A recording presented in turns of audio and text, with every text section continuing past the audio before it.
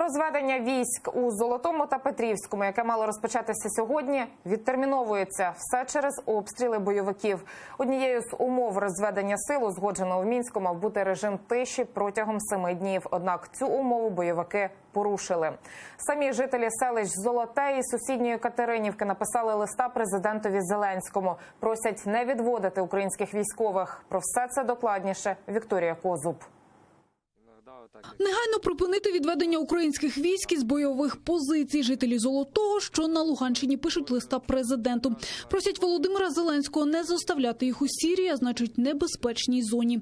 Їх підтримали й мешканці сусідньої Катеринівки. Вважаємо такі дії капітуляцією, як показала практика. Такі відведення підрозділів Збройних сил України призводили лише до погіршення становища місцевих мешканців.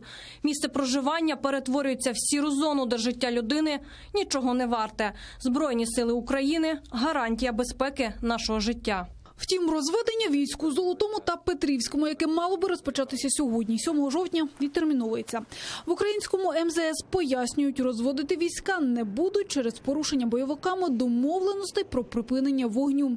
Зокрема, минулої доби на Луганщині ворог навмисне обстріляв з гранатометів ділянку розведення сил в районі Золотого. Тож тепер доведеться чекати наступних 7 днів, протягом яких бойовики мають дотримуватися режиму тиші. Декілька днів тому назад були обстріляні і Петрівське Золоте. А наскільки ви теж пам'ятаєте, наше рішення було про те, що розведення починається на 7-й день після того, як на конкретній цій ділянці зберігається мир і не відбувається обстрілів. Саме тому нам тепер треба чекати, поки відбудеться наступний період в 7 днів, який має довести, що сторони мають серйозні наміри і готові до подальших кроків, таким як буде розведення. Розведення військ є однією із умов РФ для зустрічі лідерів нормандського формату та врегулювання конфлікту на Донбасі, кажуть дипломати. Якщо Україна таки наважиться відвести війська, захищати мешканців Золотого готові добровольці Азову та представники Нацкорпусу. Напередодні вони прибули на схід, а ще записали відеозвернення. Кажуть, аби не здати територію бойовикам, закріпляться на позиціях, які покинуть українські військові у разі відведення сил ЗСУ. Якщо свій прямий обов'язок захищати кожного українця і кожен сантиметр української землі не виконує президент, не виконує влада, то виконаємо ще раз ми, ветерани-добровольці. Це наш останній блокпост.